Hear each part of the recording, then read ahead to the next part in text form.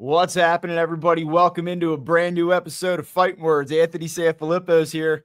I'm Bob Wankel. Anthony, I have one very simple question for you. The Phillies have a 3-game series at home this weekend with the Washington Nationals.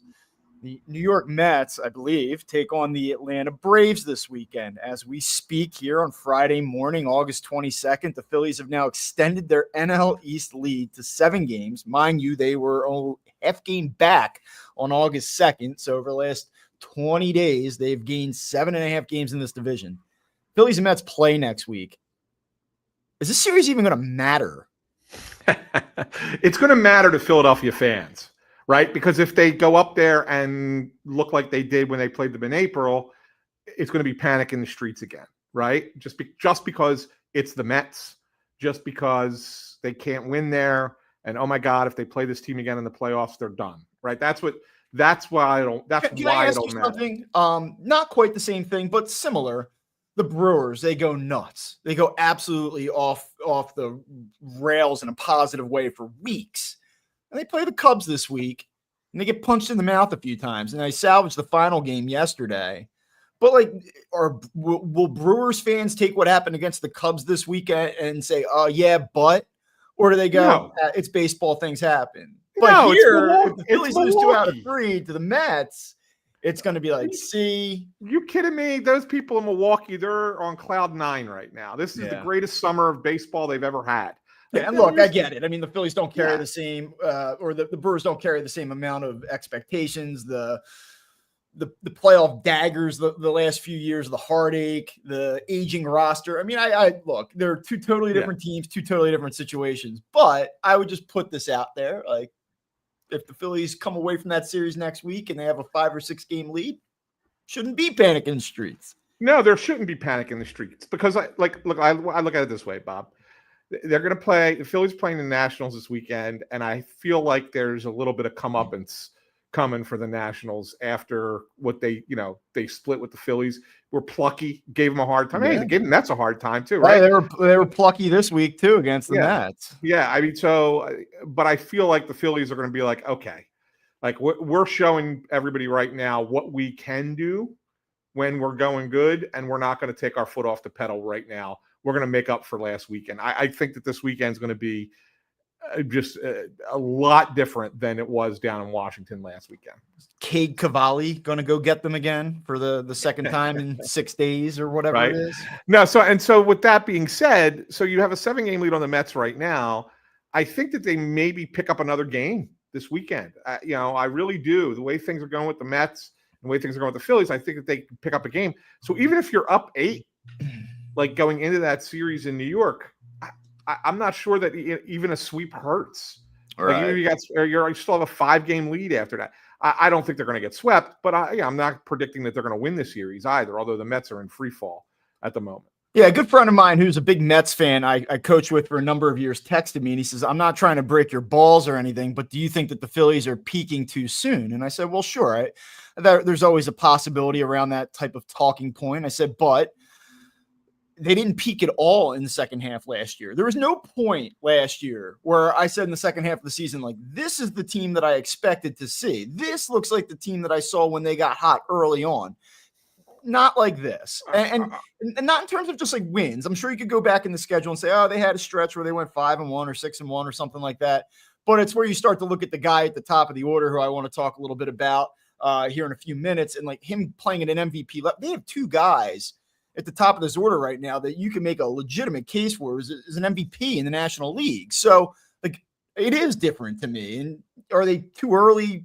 I don't know. We'll see, but it's encouraging to see them pop at some point. No knock on your friend who I'm sure is watching the show at somewhere or will be listening to it at some point. But that's a typical Mets fan response, right? How could a team be peaking when they've played well for 4 games? Did we forget that a week ago that they were almost shut out 3 times? Yeah. I don't call this peaking. Well, it's interesting. So those 5 games before the finale in Washington on Sunday, the 5 previous games, the Phillies amounted or were able to put up 9 total runs. And baseball's a funny game. We've watched it for decades. You know better, but it really is amazing to watch a team be so god awful offensively. I mean, truly horrible for I don't want to say extended stretch, but for across 2 different series, 5 games isn't nothing. And then what you saw starting Sunday, it was incredible. I mean, someone said that they thought that was the best. It was one of the local analysts. Maybe it was like a Ben Davis or somebody like that said that that was the best series that he's ever seen the Phillies play. And that might be hyperbole. That might be exaggeration, but that was a damn good series that they played against a pretty damn good Mariners team. Statistically, it might be. I mean, when you really break it down and you look at, all the runs that they scored, all the hits that they accrued, and then every runs over their last 4 games against the Mariners, 2 separate games where they got to 20 hits. I mean, against good pitching, no less, right? I mean, the 2 games that they got the 20 hits again were against Logan Gilbert and Luis Castillo. I mean, you're not talking about scrubs here. You're talking about top end starting pitchers. So you do that. And then if you look at the pitching side, all 3 starting pitchers had double-digit strikeouts. So and I know the Mariners are a strikeout team, but come on, man. Like when you combine it statistically, like those things don't ever happen at the same time for this team. And they did for 3 games against the Mariners. That said, it was just 3 games against the Mariners. But it's not something that you can sit there and go, all right, let's we're going to the World Series now because of this. Yeah. Yeah, it's a good run. We'll talk about them peaking if a week from now they're 9-1 in their last 10 and averaging 7 runs a game. Then we can say, okay, are they peaking too soon? What do you make of this coming on the heels of the Wheeler injury news? You think that there's anything to it? So I was going to ask you the same question, and I'm glad you asked it. It's like I looked at it and go, are they galvanized by this? Right? We've been talking for weeks, Bob, that there needed to be something that kind of energized that locker room. And we talked about, should it be a minor league player that gets called up, or, the trade and, the Duran thing. Okay, they got a little bit of juice from that, right? But there needed to be something that kind of woke them up, changed their focus, changed their mentality a little bit. Maybe it was the news about Zach Wheeler. And maybe it was like, okay, we just lost arguably our most important player, arguably. Everyone needs to take on a different responsibility. And we have guys were asked this question. I mean, Trey Turner said, yeah, he felt like, that there needed to be a little bit more responsibility. Harper said the same thing. Of course, they're going to say that, right? I mean, you're not going to expect them to say, nah, I don't feel like I have to do more because we lost a bet. Like they're not going to say no. Right.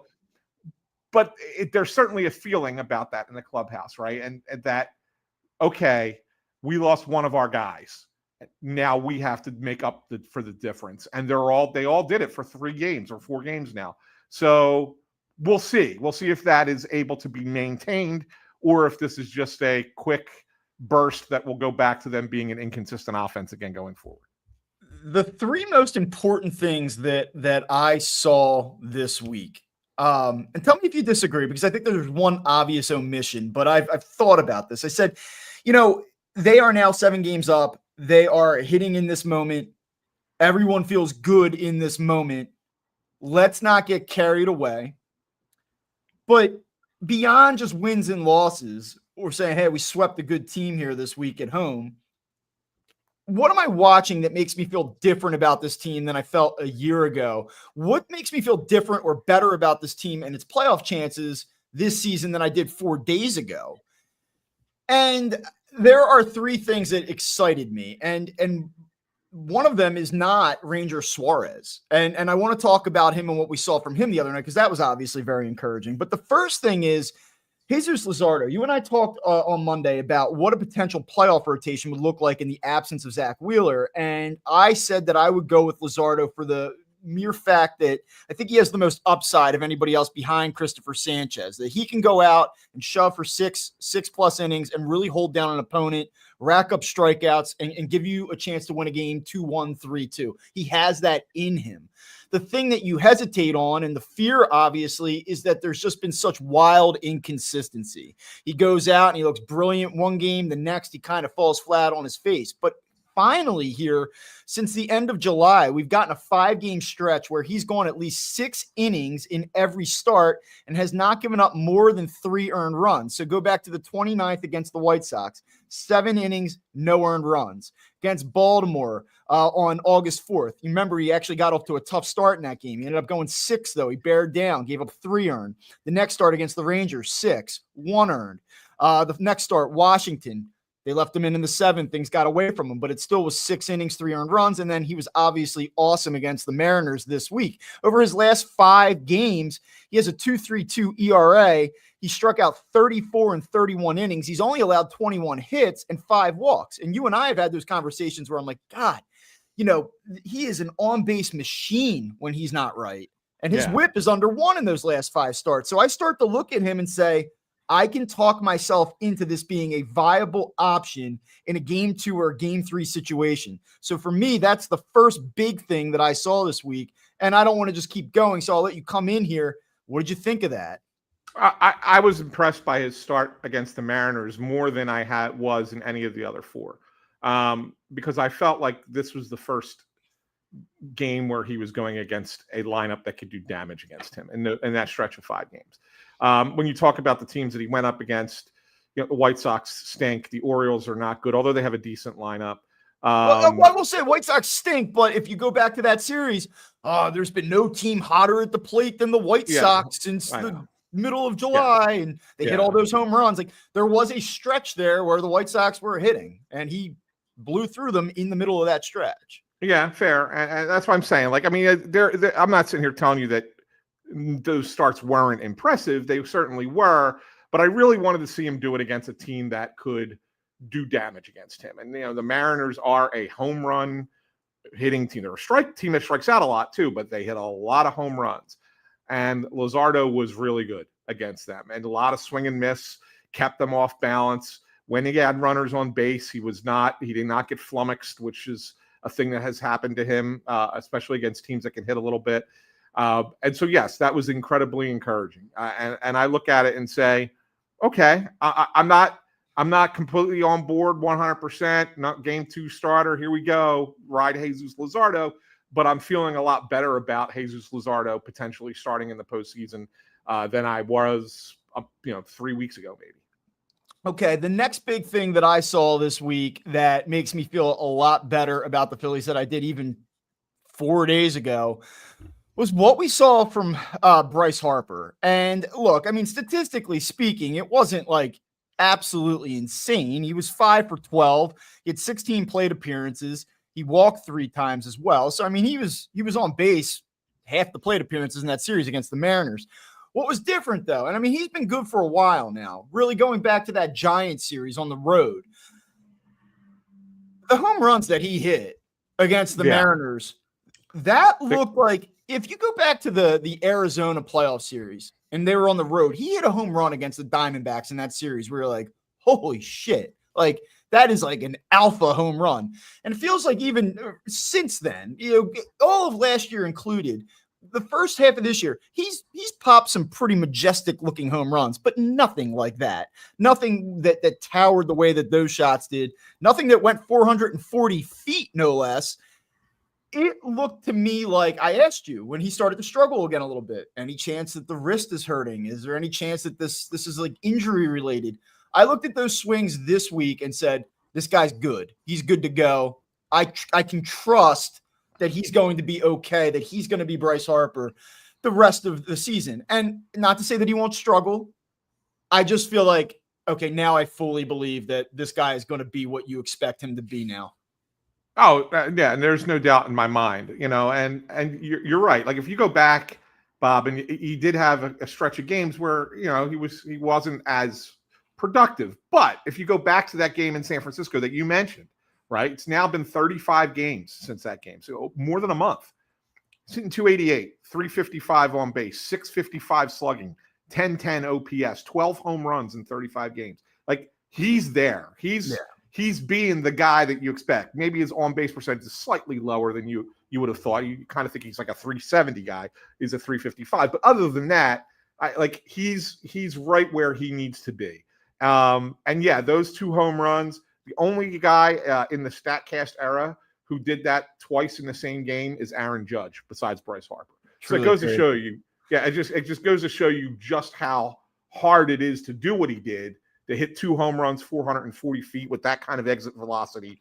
I thought the second one was even more impressive because it smacked off the facing of the second deck, because I felt like that one could, if it didn't hit the deck, would have gone even further. Like it would have gone and I don't want to 490. Certainly, I'm not going to overreact to one game, but it was the way the production happened. It was not that he hit 2 home runs. It was like that looked like old school vintage. I'm going to come get your ass, Bryce Harper. Like there was a little something extra. And it was kind of exciting to see. And it's funny, you mentioned a little bit about the on-base percentage being down. His first 73 plate appearances in the month of August, he walked 3 times. I mean, you don't expect to see that from Bryce Harper as a guy that draws a ton of walks. But then, finally against the Mariners on Wednesday, he walked 3 times in that game alone, doubling his output in walks for the month. So the on-base percentage is a little bit down, but to me, like to just see the power production, he's at 21 here. There's an outside chance that he gets to 30 home runs this year. And considering the time missed and considering the amount of time that he played through an injury that limited his swing a little bit, that's pretty impressive. Like there's a world where this guy ends up hitting 270, pops 30 home runs, has an OPS north of, I don't know, 880 to 900, somewhere in that range. Like that ends up being a damn good season. After the first 3 months, you kind of felt like, it is okay, but that's not Bryce Harper. So I feel good about that now as well. Yeah, and you should. And you should. And I think he wants to get to that 30 homer season, Bob. I think that he won't say it out loud, but I think that that's something that he's targeting, right? Like he looks at it and goes, I only need 9 more, 9 home runs in a little over a month. I can do that. Like I'm going to get there. I think that's a goal of his. And then the third thing, and maybe the most important thing, and for me, the most surprising thing is that Trey Turner's season has gone from like defensively a lot better. That's nice. And he's changed his approach and he's Ben Revere at the top of the order, like slapping the ball around. And I know that a lot of these are flares and infield singles, and he's using his legs, and like credit to him. Like that's good. Trey Turner, when you look at Fangraphs wins above replacement this morning, is 5th in all of baseball in terms of position players. It is Aaron Judge, Cal Raleigh, Bobby Witt, Shohei Ohtani, and Trey Turner. You're talking about, in terms of that metric, Trey Turner being the 5th most valuable player in the sport right now. He's hitting 303. He's got a 357 on base percentage, slugging 451. So the OPS is 808 this morning, 119 OPS plus. He's been off the charts in August, and he started the month 1 for 21 in his first 5 games. Go back to when we recorded. I was up in Maine. They were playing the Orioles. And I'm like, yo, Trey Turner's OPS is down to 750 right now, Anthony. We talked about how bad he was in 2023. Offensively, you could argue that he's having a worse season. And over the last 14 games, he's just went crazy. And now he's pushing on, I think, legitimately a top 4 MVP candidate in the National League. Yeah, I mean, when you do what he's done in the last 7 games, Bob, I mean, that's the most ridiculous thing. And I know it's just 7 games, and that's, small sample size over the course of a year. But to get 21 hits and 34 at bats, it's crazy. I mean, he's hitting 618 in the last week, with a 1462 OPS. It's crazy. So yeah, when you do that and you raise your average 22 points in a week in August, and you've played all year, like think about that too. Like that's how impressive this has been. Yeah, it's really, really hard to do. He's fantastic. Like he's been so good for them, especially at the top of the order too. Like this is exactly what they needed him to be. And I know that he probably won't get to that 380 on base percentage that Rob Thompson made a target for him, but you're okay with him being around 355, 360. If his OPS is north of 800, he's hitting over 300. He's already stolen 31 bases, so he's probably going to get more than 40 Yeah. So, and that's what I'm looking at. Like, could he get to 20 home runs? Maybe. I would bet against it just based on Right. his approach. Right. But could he get to 20? Maybe. Is he going to steal 40, 45? Yes. Has he dramatically improved his defense this season? Yes. Yeah. Look, I'll go back to that exchange that Tim Kelly had with Dave Dombrowski at the end of last season. And Tim pressed Dave on it. And, Dave's like, we believe he can play a good shortstop. And I don't want to simplify it, but Tim was kind of like, here are a bunch of stats that totally disprove what you're talking about. There's no indication that Trey Turner is capable of playing an average to above average shortstop. And credit to him, he's gone out and done it this year. And he's done it while changing his approach, while accumulating and compiling some really impressive statistics. Like, he may, when it's all said and done, lead baseball in hits this season, but it's not going to be a Luis Arias hollow, no impact, can't do anything else type of year. I mean, he's doing this with all of the other things around it.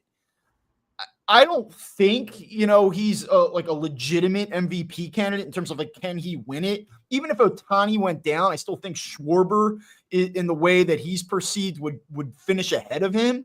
But if Trey Turner, and not that he's going to have a 721 slug for the remaining, whatever it is, 30 plus games, the way he has over his last 14. But if Trey Turner keeps this up, you're talking about an all-time good season. You go back to Rollins' MVP year and you put this against it, and you're going to say to yourself,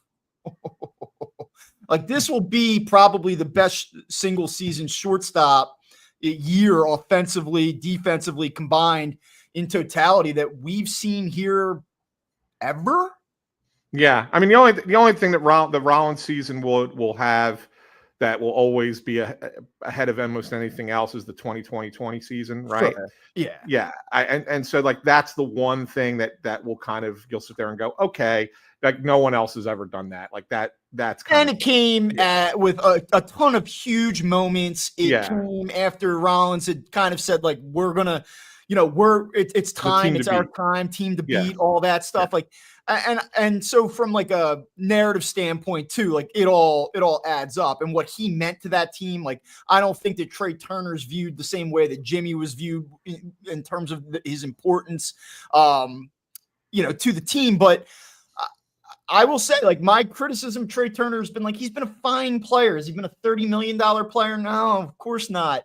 Has he really been an impact player? And even till there have been times this year where it's been this way, but I would say overall, if you talk to me on July 31st and said, do you feel like Trey Turner's been a big time impact player for this team? I'd say no. I see the stats and I recognize he's having a good year, and kudos to him for that. And he helps this team, but he's not an impact guy.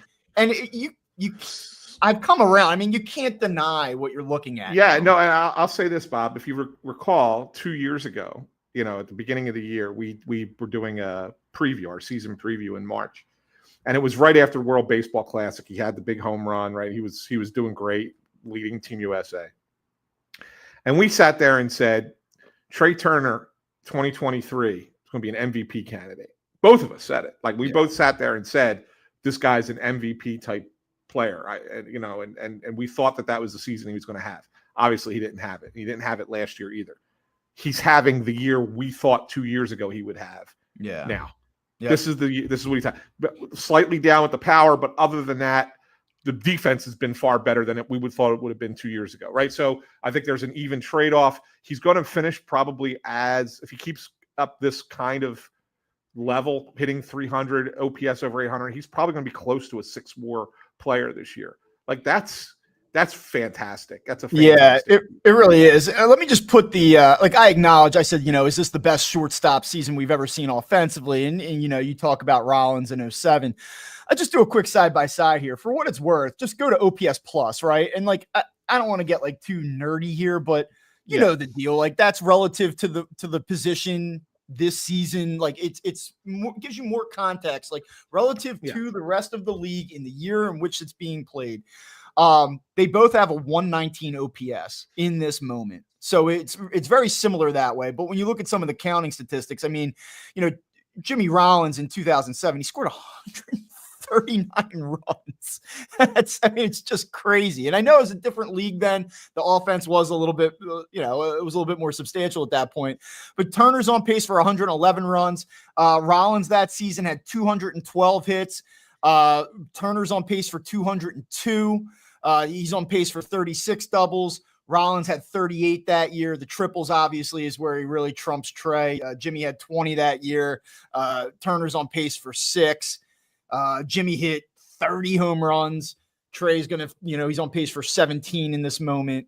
Rollins obviously didn't walk a ton, 49 times, but Turner's only projected to walk 51. So I would give the nod to Rollins, obviously head to head if Trey continues at this pace. But the fact that we're even, having that conversation, or that you could look at it and not laugh it off, tells you how good well, at the very worst, Bob, it would be the second best season of a shortstop in Phillies history, right? Like, so I mean that's pretty impressive in and of itself. So yeah, you can't dismiss it. What Trey Turner is doing, he's rivaling. So his best season as a pro was in 21. Started with the Nationals, and that's the year he got traded to the Dodgers. And he ended up hitting 328 that year, led the league in steals with 32, which is unbelievable that they weren't stealing bases that much back then. Led the league in hits that year, 195. His OPS plus, which you love, was 145, right? That was really good. Finished with a 911 OPS. He's going to be close to that.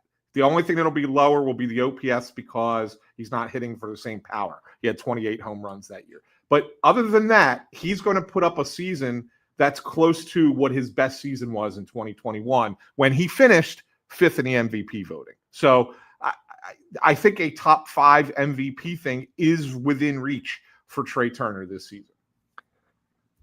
All right. So you look at this offense, 40 runs over the last 4 games. Just incredible stuff against the Mariners. 2 games where they get to the 20 hit mark, as we mentioned earlier in the show. They have a 7-game lead on the Mets. The Mets are totally in free fall. I mean, it looked like they were starting to come out of it a little bit against the Mariners, and then they go out and then lose 2 or 3 to the Nationals. They're a mess. And I'm looking, the algorithm gives me a lot of Mets content, and I see a lot of, TV, radio personalities, fans talking about how this team is just totally different than it was a year ago. They don't have any heart. They don't play for one another. The vibes are off. I'll throw that part of it out there. And then I also just want to mention this. The Phillies right now, according to Fangraphs, and I know you hate this, but according to Fangraphs, have a 93.3 chance of winning the division right now. And according to Baseball Reference, the Phillies have a 96.5% chance of winning the division in this moment. Obviously, you think that the Phillies are going to win the division right now. You look at the rest of the National League, and you look at what the Brewers have done, and I believe they're 5 or 6 games ahead of the Phillies right now. Is it possible that the Phillies could catch them? Maybe. Well, if they could get to within 3 by the time they play them the beginning of September, like if they could shave 2 more games off that by the time you go into that series in the beginning of September, then yeah, you have a real chance of catching the Brewers. Then you go to out west, and I guess I've been guilty of this. It's the Dodgers, and they're the Dodgers, and they'll find a way, and they have so much top tier talent, and I don't know what to make of the NL West in this moment. We talked about it last Friday. We both said we kind of like the Padres a little bit more. I felt like that they were a good team that did a lot at the deadline, and that you play it out. I kind of like San Diego. I still think I might feel that way, but I'm kind of like on fraud alert with both of those teams a little bit. You talk about the Padres and expecting them to kind of finally show the Dodgers what's up. And then the Dodgers go out and they've not beaten anybody for 2.5 months, and they sweep the Padres. And you go, well, there you go. That's the Dodgers, and that's why they are who they are, and that's why San Diego has that little brother complex going on. And then this week, San Diego bounces back. They lose the opener to the Giants, and then I believe they won 3 out of 4 against San Francisco. And the Dodgers get the Rockies, and they split with them. And you're just like, come on, guys. And I just don't know what to make of either of those two teams at this point. Like, come on, Padres, like show who you are against the Dodgers. No. Oh, look here, the Dodgers finally find their footing, and then they struggle with Colorado. And Ohtani gets pummeled. And I don't know, man. Like, I say all this to say, in this moment, I'm starting to talk myself into the Phillies actually getting one of these top 2 spots in the National League. Well, I think they will. I mean, I think that they will get one of the top 2 spots because of the inconsistencies that you talk about out west. They still have to play each other another series in San Diego, so I mean that could help the Phillies a little bit, assuming the Padres figure out a way to beat the Dodgers. And I'm with you on the Padres. Like, I think that they are the best team to compete with the Phillies in the National League, as long as they avoid the Dodgers. Like, you know what I'm saying? Like, if they can avoid the Dodgers in the playoffs, I think the Padres can go to the NLCS. Which of these outlooks do you kind of believe more in terms of probability? So Fangraph says the Phillies have a 43.7% chance to clinch a bye. And to put that in context, they give the Brewers an 87.7% chance.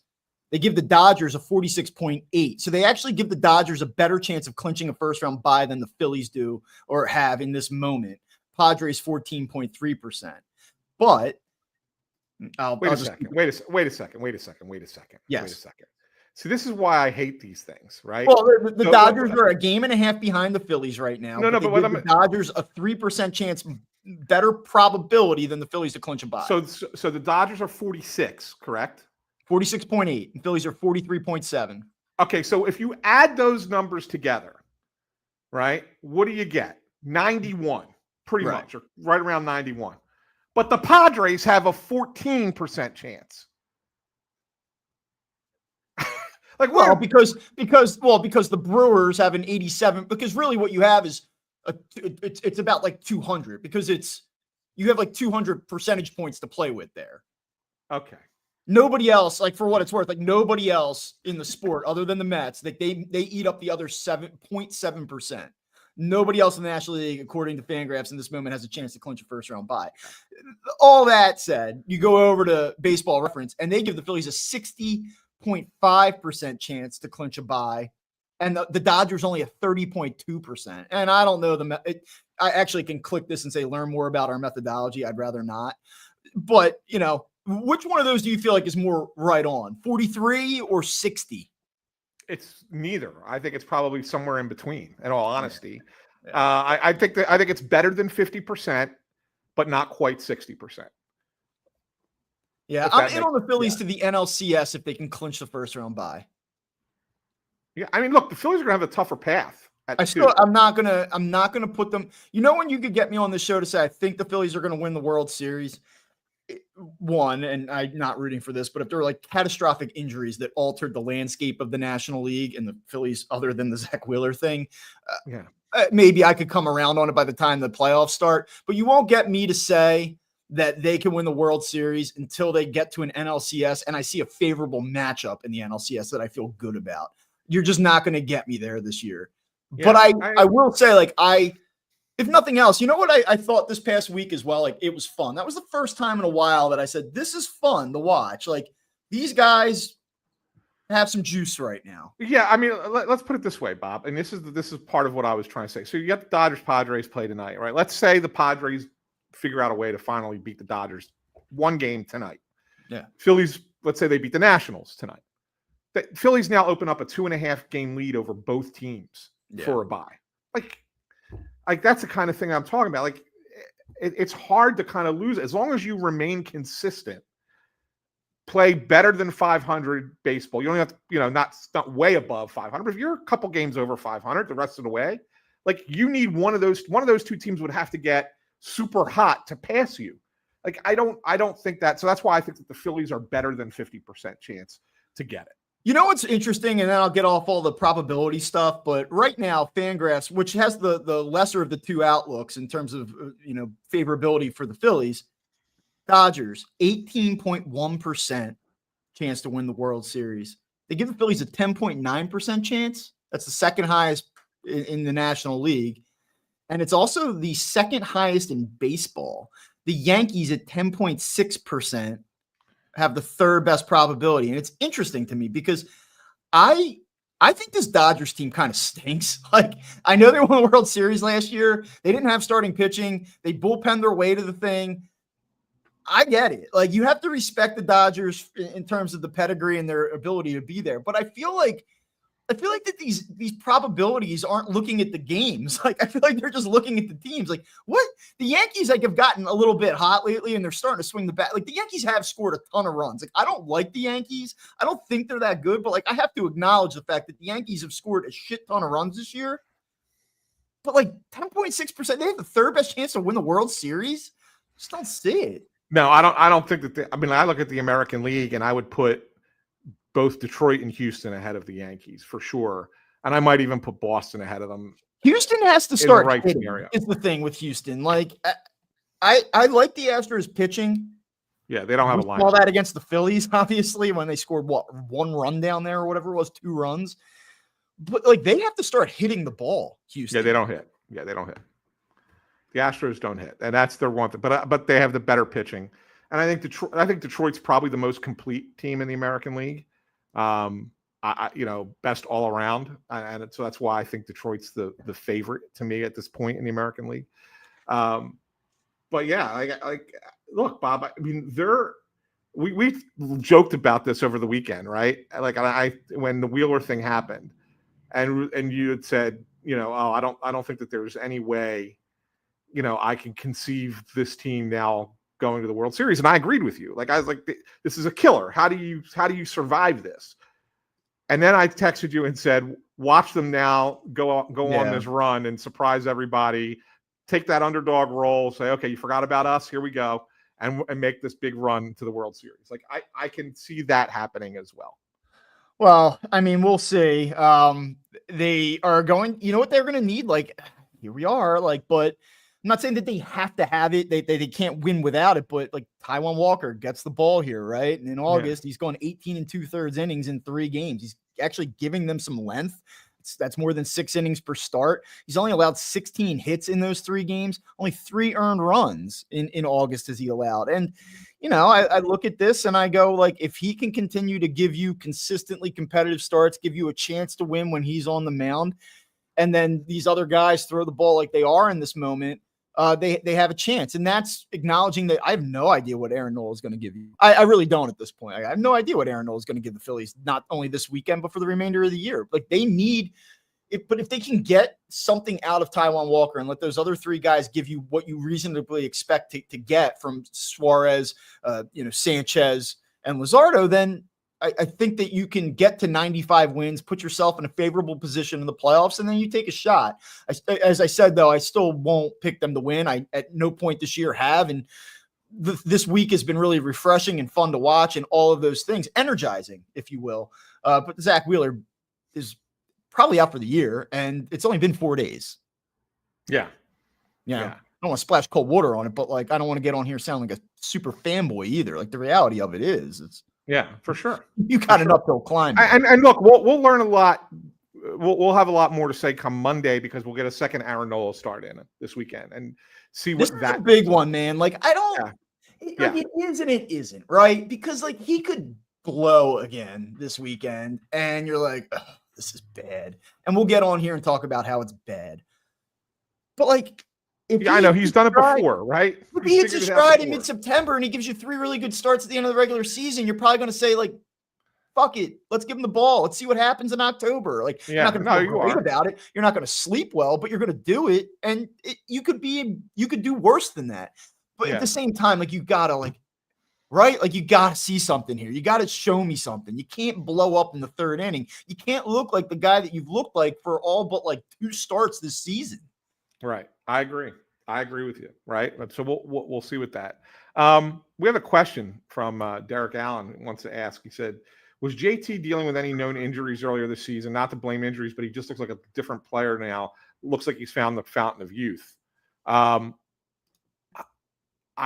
don't disagree with that. As far as the second half of that, there were no known injuries at the beginning of the year. Known being the key word there. I don't necessarily think that he was injured. I just think that he was playing bad baseball, not getting. He even said himself, he's like, I was not having quality at bats, so he was kind of blaming himself. And they made a small adjustment, mechanical, to get his foot down a little bit faster, so that he wasn't kind of like off balance at the plate on contact, and it's made a huge difference. And the guy's been really, really good. And we talked about him a little bit the last show, so I don't want to get into a real deep thing on Realmuto, but I will say this: there was the one reason that I think we really were worried about this offense is because outside of Turner, Schwarber, Harper, you didn't have much else, right?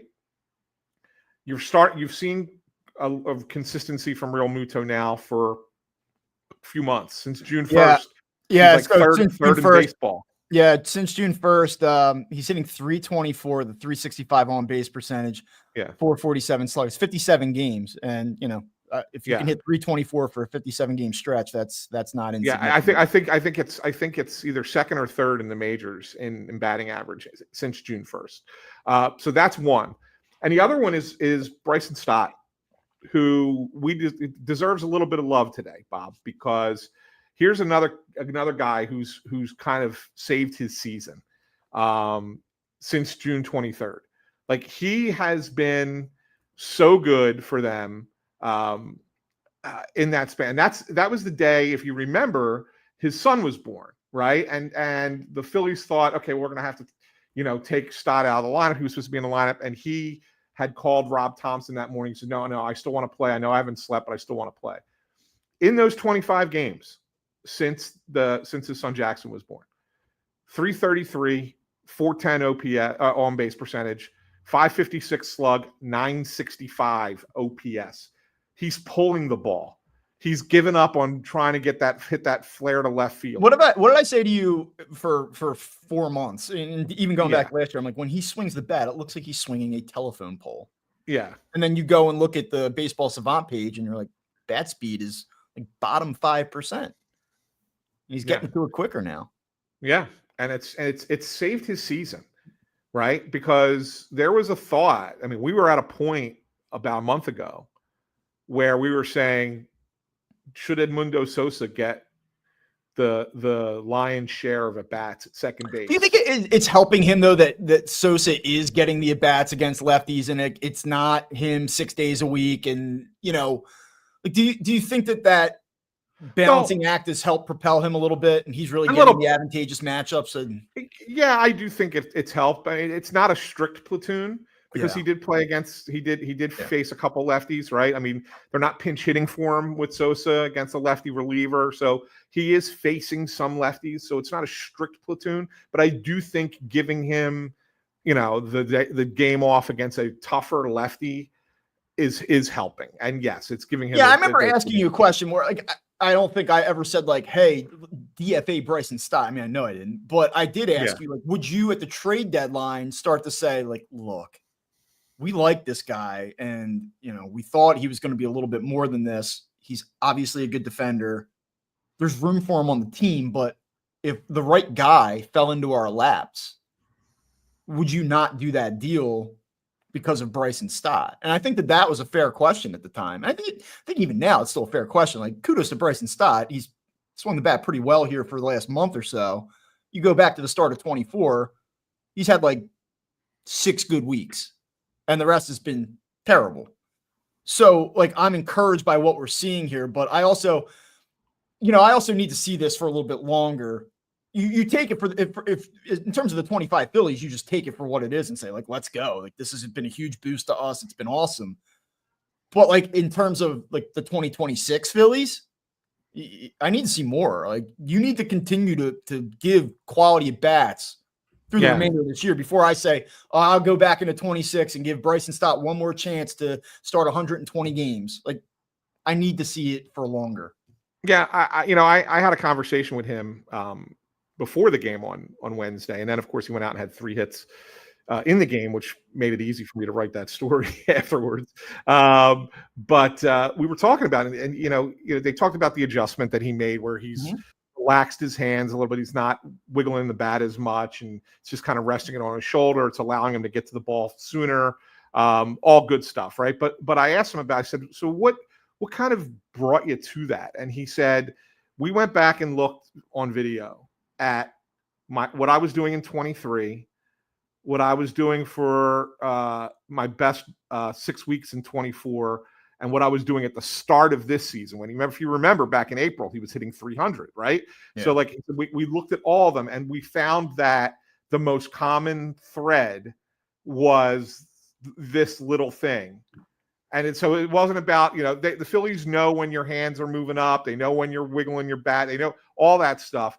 And they found that there was one subtle thing, and it just meant, how do we keep your hands there in that spot, rest the bat on your shoulder, and do it? He said, do I know if that's ultimately going to work long term? I don't know. He said, in baseball, sometimes you can take your best swing and pop out 3 times in a game, right? He says, so it's a lot of it is luck related.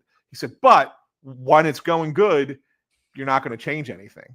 So right now, that's what they kind of figured out, and since that's happened, he's pulling the ball, he's driving the ball, and he's being a productive hitter.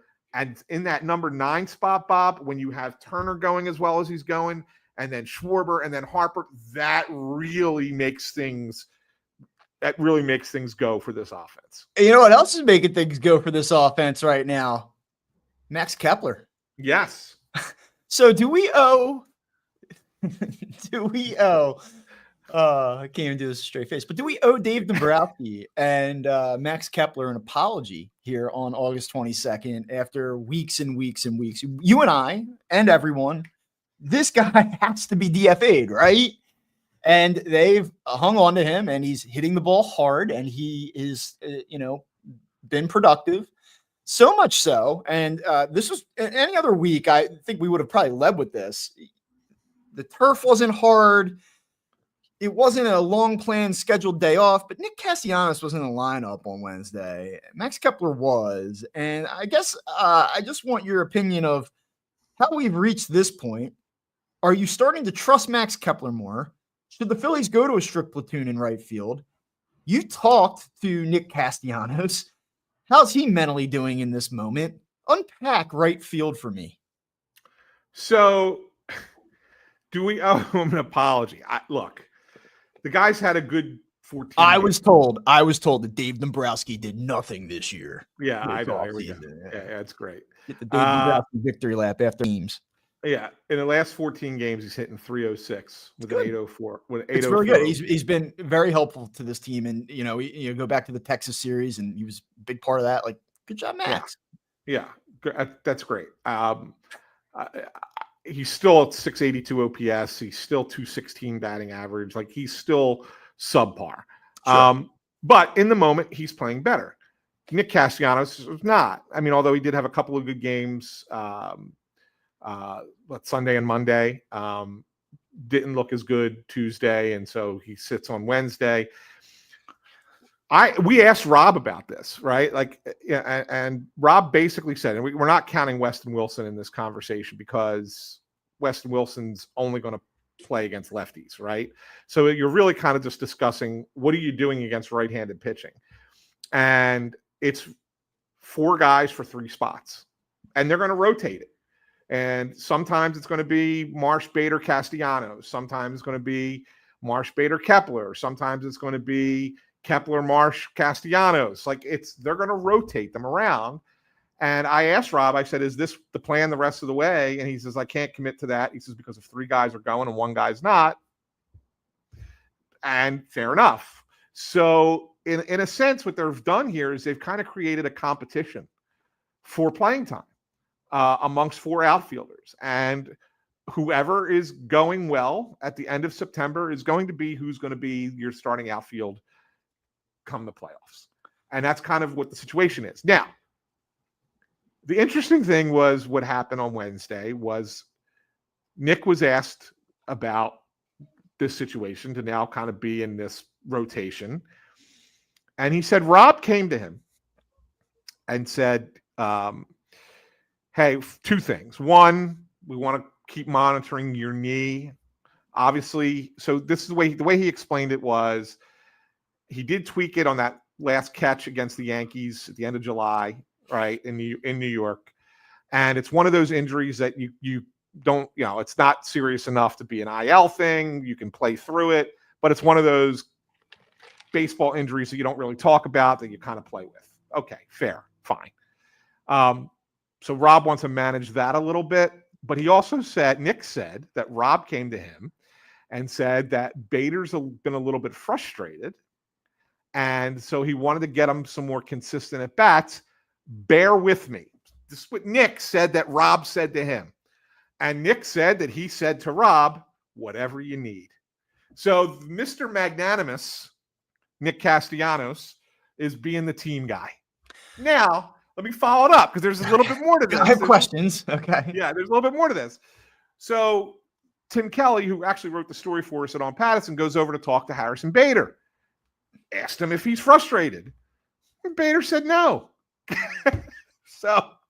So then we asked Rob about it, and Rob didn't deny saying that to Nick. So the question that I have is it Rob kind of gaslighting Nick? Yeah. Is he like gaslighting Nick a little bit? Is Nick just trying to come off as, hey, I'm the team guy, even though I'm not happy with the situation? Like, which is it? Like, yeah. We don't know. That's the interesting thing. Well, I'll start by saying this. If I were Harrison Bader, Harrison Bader's not Ken Griffey Jr. He doesn't deserve it. It should not be presumed that he's in the lineup every day, but you got this guy to try to bolster what's been a bad outfield. And if I were Harrison Bader, I'd be a little bit disappointed that I was not playing more with a little bit more regularity, try to get established here. But I also believe that Harrison Bader probably isn't terribly frustrated. And if he is, it's probably more internal at this point. I have a hard time believing Harrison Bader is squawking about playing time after 2 weeks of being here. I do. It's not like he was an everyday guy in Minnesota. Right. Either. Exactly. It's not like he's got significantly diminished time. Now he might be looking around this outfield going I should be playing every day over these guys, but I just don't feel like that he's going to be the guy that does that this early on. So that is really the heart of this, where it's did Rob say this to Nick without Harrison Bader actually being frustrated, or did Nick kind of throw it out there to sort of soften the look of him maybe not playing every day? It's just a strange dynamic. It's always, honestly, I don't even know if it matters in the grand scheme of things. I speculated that if you were to really diminish Nick Castellanos' role, it'd probably have a negative impact on the clubhouse. And I still think that is mostly true. But if it's once a week he's down, I don't know that it's a huge deal. But I will say this, anytime that Nick Castellanos is involved and it requires some type of verbal response from him, it's always a little bit interesting. You never just go, that was easy. As PSU Flyer says, Nick Castellanos just oozes magnanimity. Yeah. But Kevin puts out, Kevin at iRock Philly points out something that's really kind of interesting that we'll get into obviously as after the season's over. But he says, I think Castellanos has become the guy the Phillies will most likely trade in the offseason. I don't disagree with that. I think that's a very real possibility. One other little nugget, and I don't want to make much of this because it could have been completely innocuous, had nothing to do with anything.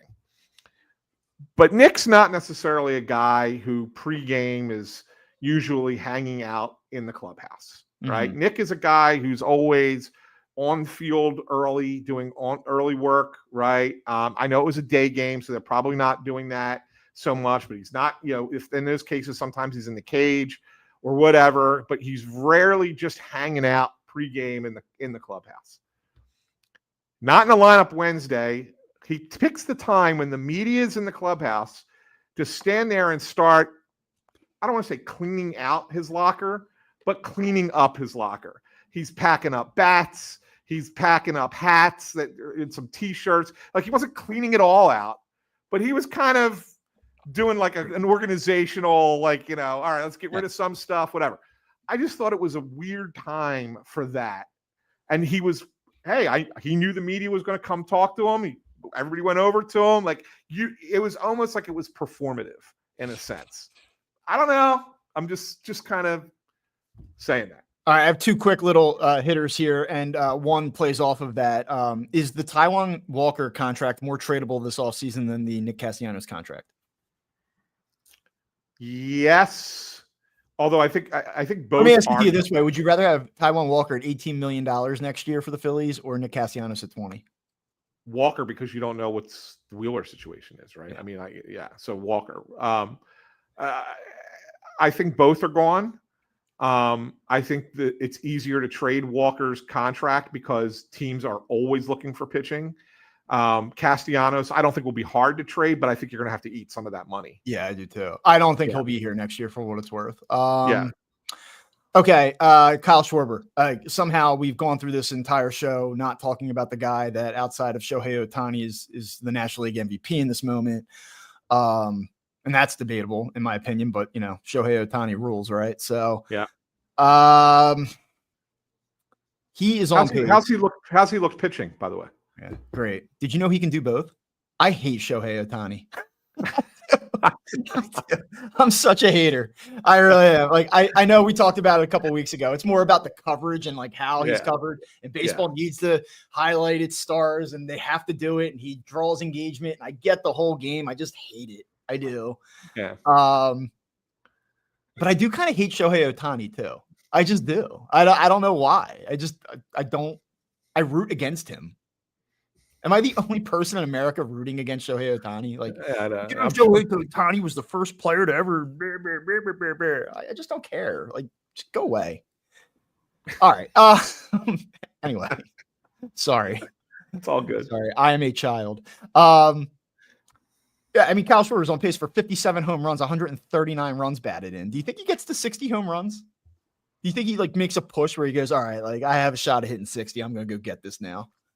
He's got a shot. I mean, I think it's tough. It's going to be tough to do. But the one thing I will say is Phillies do have a good number of home games left. And he does seem to hit a lot. I mean, I don't want to say that he only hits home runs at home, but he does do well at home versus on the road. For what it's worth, he has it's amazing. He has 23 home runs at home this year in 225 at bats, and he has 22 home runs on the road in 249. So he's got 14. He's got 24 more at bats and one fewer home runs. So you're right. His rate is more at home. His batting average, his on base percentage, his slugging percentage is way up at home. But just in terms of pure home runs, it's even.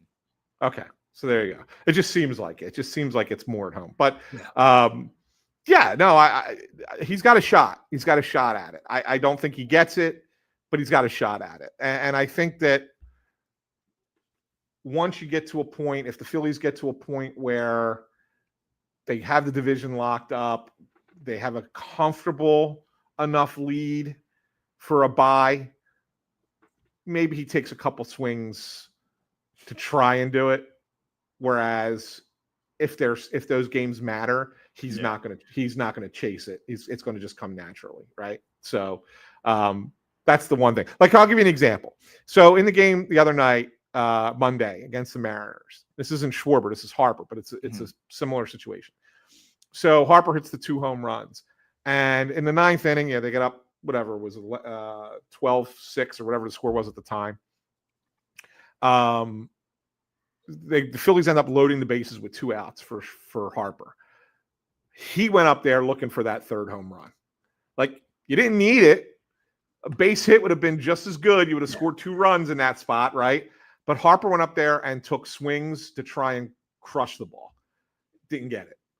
But he's looking for that 3-homer game. He's like, but in that kind of spot, I sit there and go, okay, I understand why you're trying to do it, right? Like it's right. I don't have a problem with it. I think that if Schwarber has a couple of those opportunities, he'll try and swing for a home run. Yeah. But I don't think he will sacrifice a closer game. Yeah, you also don't want to start creating bad habits going towards October where you're opening up and turning it into a home run derby either. You're on the brink of being an MVP, or you're in that mix for a reason.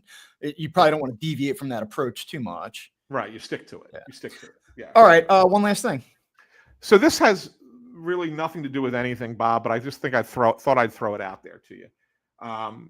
So on Wednesday after the game, Phillies it was family day. They had like a picnic on the field for the families and kids, and everybody was in, and it was really kind of cool. And I guess they were doing some kind of photo or video internal thing. So they asked all the players to put on a clean uniform, but they told them that they could wear whatever uniform they wanted, right? What uniform do you think most guys picked? It wasn't everybody, but most guys The picked. powder blue. Yes, which they've barely worn this year because won like 3 times, I think. Yeah, and it's finally coming back next week because they haven't played at home on a Thursday in seemingly forever. Yeah. What uniform do you think no one picked? I would say the road gray. That's correct. But there was another one. Well, the City Connect then. Yes. Yes. City Connect jersey sucks. Can the Phillies just cut it out? Like, just get rid of it. Like, say, all right, this was a failure. Like, forget it. I know that there are a lot of people that wear that stuff. Not so much the jerseys, but like the hats and T-shirts. I don't mind the hat. I don't mind them either. I don't mind like the T-shirts and the hats and stuff. But the jersey is terrible. The jersey's bad. The uniform, the pants, the whole uniform, like it's bad. It's bad. I don't know. I'm of the mindset that we've gone too far with this. Like there's some of them at the first go round I thought were pretty good. I thought Washington did a nice job. I think Washington. And they got rid of them. Yeah, but I think that I give them at least a little bit of credit. Like I think their second one's decent. Like the one they wore a couple times last weekend when the Phillies were in Washington, and I don't mind the hat with the 2 pink stars on the side. Like it's good. Right? It's okay. Tonight's a City Connect night too, right? It is, unfortunately. All right. I got a loss now. Yeah, I hate the City Connects. But like I loved Colorado's original City Connect with the mountains, right? Yeah, I thought that was a really good one, right? So there have been a few. Miami's I thought was cool, like the Cuban Kings, like they kind of did that thing with that, right? But now we've gotten to the point, and it started with the Phillies bringing theirs out, but like everybody's was just so ridiculous when you had to explain what the connection to the city is, like whatever. Can we just stop? Can we just say it's not good? And, I wish I could push back on this and we could create a stirring debate, but I mean, I'm with you. It's a travesty. It's not so much. It's twofold. It's like, one, I don't like that jersey, but 2, like the fact that the powder blues have just been pretty much absent all year. Like, hey, here's the solution. I understand Nike's got a contract and you're supposed to do 3 years with this stupid jersey. Okay, whatever. And you can't get out of that contract. Fine. Why not just make it that the fewest home games possible? Yeah. That's when you're wearing the City Connect. Yeah. And you bring the powder blue out, make that your Friday night game. Flashback Friday or whatever. Flashback Friday. And that way everybody gets to see the powder blue. The players love it. The fans love it. You know what's amazing? Everybody loves it. So I'm 39. I'm 39, and the Phillies changed to the new red from the maroon. In the 92 season was when they debuted that. And I remember at the time when they went to the red, I'm like, well, this is so much better. Like as a kid, I would see the older school Philly stuff and go like, ew, like burgundy or maroon, like powder blue. This shit's hideous. Like, why did they wear this shit? And I'm like, this red and white pinstripe, or the red pinstripes on the white, like it's beautiful. It's so much clearly the superior look.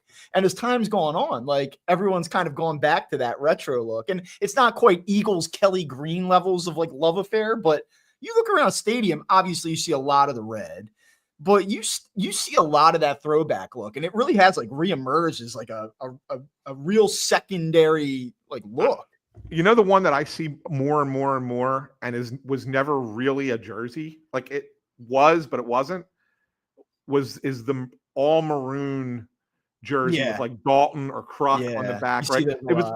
They were more batting practice jerseys back then. I know that they did the one-off, remember, with Andrew McCutchen when he wore it with the whole button open, like the all maroon jersey. Like, well, I mean, look at the color scheme on our screen right now. Like, it's not the red; it's the If you wanted to go with a new City Connect that was that, I think that would fly. I think that would fly with the people. Well, maybe the Phillies look at it and go, "Hey, everyone's buying the primaries. everyone already loves the powder blue. Let's see if we can rope them into a third look now. I mean, from a business standpoint, Right. makes a lot of sense. I'm not certain it did that well, though. Yeah. Like you said, you look around that stadium and it's more the hat and the t-shirt and not the jersey. Yeah. You know what I'm saying? Like, it's like, I also feel like it's and this is good. Like it's supposed to be for kids to a degree. Like I feel like it's like a little kid. I don't mean like if you love the City Connect and you have the jersey or you're wearing the hat as you're listening to this show, I'm not like hating on it or anything like that. But I do feel like when I see that look, it is typically more youthful. It's usually like the 10-year-old that like has it on. It's Delco Sunday softball. Okay. All right. Well, whatever. Yeah. Like that's what the idiots that I used to play softball with used to dress like. Like that's what it is. Let's be fair. Kids might like it. Okay, fine. I'm not going to criticize kids, but it's what it looks like. It looks like it's the idiots in my beer league that used to play, right? Come on. I don't want to knock people's personal preferences, but yeah, I mean, I'm generally with you. All right, get us out of here. All right. Time to go to work. That's it. That's it for Fighting Words today. Thanks to all for tuning into today's episode. Don't forget, subscribe to us on Apple Podcasts, Spotify, Amazon Music, Pandora, wherever you get your podcasts. But we like it best when you subscribe right here on YouTube. Click the thumbs up, ring the bell. Make sure you never miss a show. You get an alert on your phone every time Bob and I go live. And you never know when it's going to be because we never know when it's going to be until kind of last minute. Anyway, and if you're listening in the podcast feed and you want to find us on YouTube, it's youtube.com/@fightingwords. For Bob Wankel, I'm Anthony Sanfilippo saying have a great weekend, everyone. And we will talk to you on Monday, which, by the way, I will be going up to New York for the series against the Mets. So we're going to have to discuss when we're recording that since I have to drive up there Monday morning. So, anyway, for Bob, I'm Anthony. Thanks for tuning in and we will see you on Monday.